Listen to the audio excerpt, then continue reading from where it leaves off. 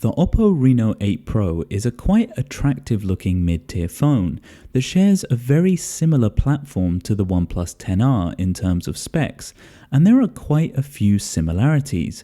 And of course, both Oppo and OnePlus are both owned by BBK Electronics, and there is an argument to be made that the OnePlus device could be the better option, but we'll get to that later. First, pricing. The international version is around $575.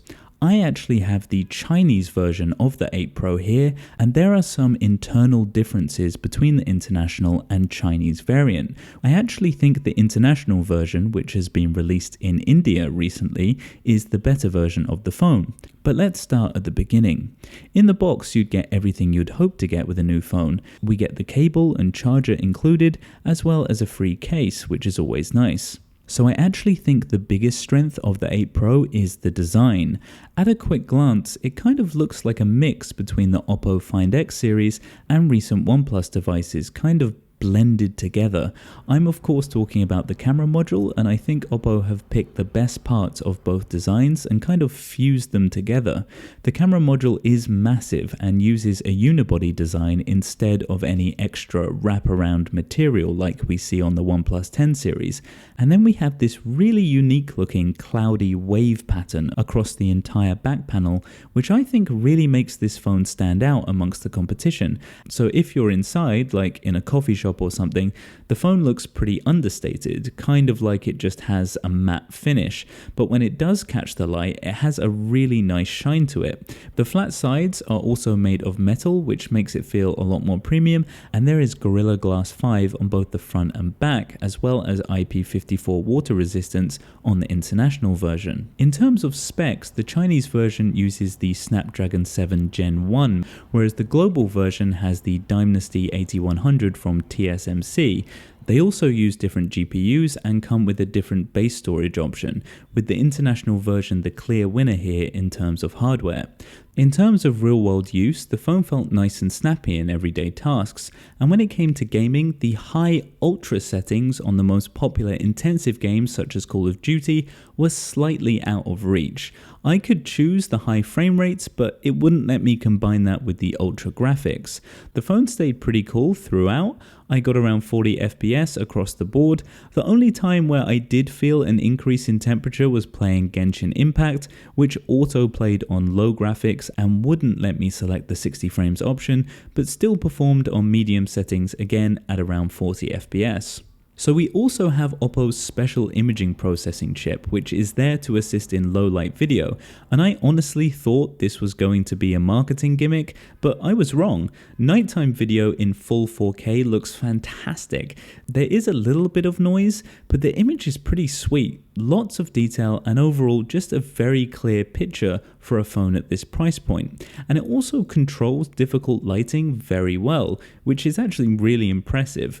And this carries over into nighttime photography as well. And I've got to point out at this point that the Oppo 8 Pro does not have optical image stabilization, and yet is managing to keep up or even go better than the A53, which does have OIS, which I gotta say is really sweet. The main sensor is a Sony IMX766, which is the same as the OnePlus 10R and Nothing Phone 1. But unlike those phones, as I said before, the 8 Pro does not have OIS, which means you sometimes don't get as much detail as you would do on those other devices. Shots in good lighting come out bright, vibrant, and quite saturated, especially if you leave the AI mode on, and overall it takes decent shots in everyday scenarios. When the lighting isn't there and the night mode isn't activated because it's not actually dark, you can start to see images softening a little. Oppo also had the choice of choosing 2 good camera sensors or adding an extra one for no reason, so of course they chose a 2 megapixel macro lens, which is naturally useless. The ultra-wide is okay for daytime shots, it's only 8 megapixels, but it's nice to have the option. Video is capped at 4K 30 FPS, but I was pretty happy with how stable the footage came out. A lot of other phones at this price range have terrible stabilization at this higher resolution, but this did a pretty good job. Now the display is also a little different depending on the region. I have a 6.62 inch display here, whereas the international version is slightly bigger at 6.7 inches. both are 1080p AMOLED panels with HDR10 Plus and Gorilla Glass 5. They are also both 120Hz, although the refresh rate is not adaptive. The battery is 4500 mAh on both versions and seem pretty solid, getting around 8 hours of screen on time. The battery uses Oppo's split cell technology for fast charging, and the 80-watt charger will fill up 50% of the battery in 11 minutes, and Oppo rates the battery health at 4 years with optimized charging. There is, however, a slight difference in speaker quality, with the international version coming with stereo speakers and the Chinese version only having a single bottom-firing speaker, which you really notice when playing any kind of audio. The haptic engine is pretty middle of the road, not sluggish but not super tight, just fine. There is also 2D face unlock and an under-display optical fingerprint sensor which works fast. Selfies come from the 32 megapixel front-facing shooter and come with a pretty wide field of view, which is nice. On the software front, Oppo offers 2 years of major updates and 4 years of security updates, which put it on par with the iQOO Neo 6 and the Realme GT series. Currently, the 8 Pro runs ColorOS 12.1 on top of Android 12.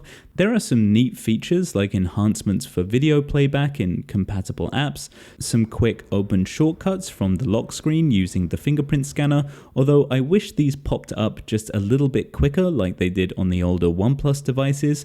Overall, the software experience was smooth and clean, with just a few bits of bloatware that you'll have to trim after you fire up the device for the first time. There are also plenty of customization options, including this never-ending anime theme, which apparently is being personally recommended to me. I'm not sure why. So the trouble I keep having is, for around the same price as the 8 Pro, you can also pick up the OnePlus 10R, which uses the same main camera sensor but with optical image stabilization, the same chipset but with a bigger 5000 mAh battery, faster charging options if you go for the top spec model, and it even runs the same software. However, if you prioritize the design, I think the Reno 8 Pro is a fantastic looking phone.